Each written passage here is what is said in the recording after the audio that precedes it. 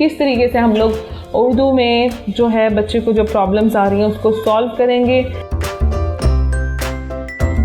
पे से प्याला, पे से प्याज, पे से पेंसिल।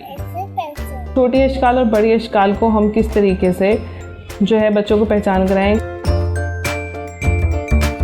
और उसके बाद जो भारी अल्फाज होते हैं भे फे थे ठे छे छे धे ढे, तो ये हम बच्चों को करवाएंगे।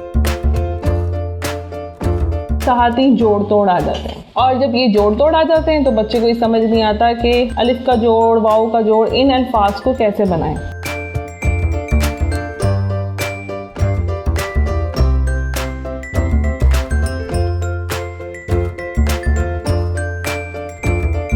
साउंड नहीं उसको याद होता, बे पे ते टे से, तो उसको कैसे कराना है। ये एक घर में रहते हैं, इस तरह जीम है। दूसरा आप एक और काम कर सकते हैं कि ये कैसे अपनी फाइल बना सकते हैं। ये क्या है, आधी शक्ल, ये है क्या है, शक्ल पूरी हो गई।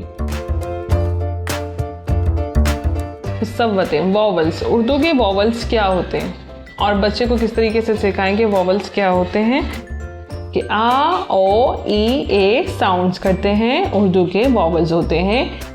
अब शरारती नौ में कौन कौन से अल्फाज होते हैं ये आप देख सकते हैं। अब क्या होगा, बाद में आएंगे तो जुड़ जाएंगे, पहले आएंगे तो नहीं जुड़ते। ये इतने शरारती बच्चे होते हैं।